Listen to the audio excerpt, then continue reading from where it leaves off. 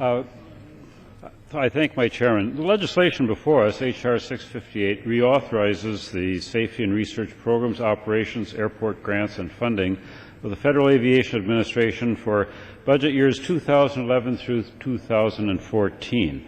It's a 4-year reauthorization with no earmarks that will result in savings and in great efficiencies.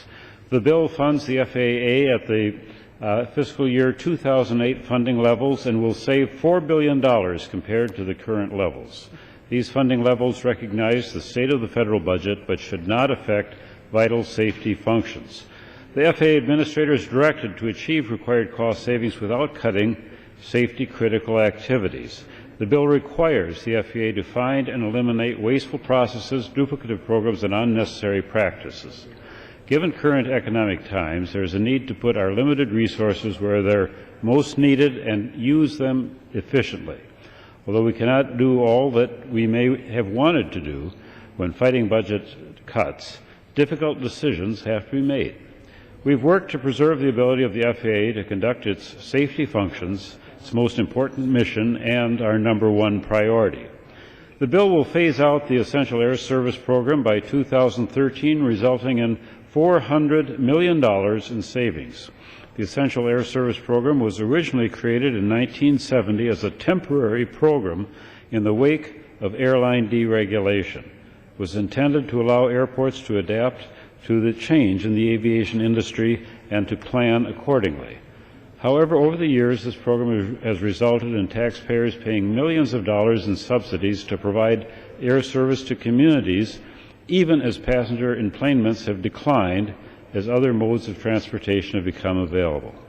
With regard to NextGen, H.R. 658 streamlines processes and provides sufficient funding with FAA purse strings tightening to fund NextGen projects planned in the next 4 years. It sets strict goals and benchmarks and includes other measures to accelerate NextGen in order to keep the momentum going.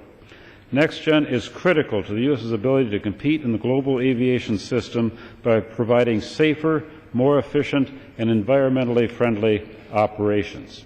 The bill allows for expansion of the cost-effective contract tower program, which has the potential to save roughly $400 million over 4 years.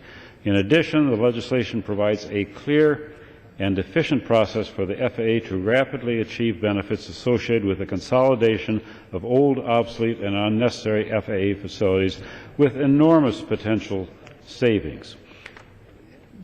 I'd like to commend Chairman Mica for his efforts in developing this bill and moving it through the committee.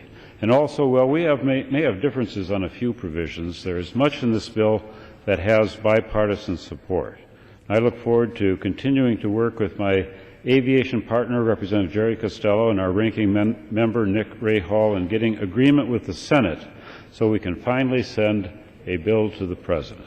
I urge my colleagues to support H.R. 658, and I yield back the balance of my time.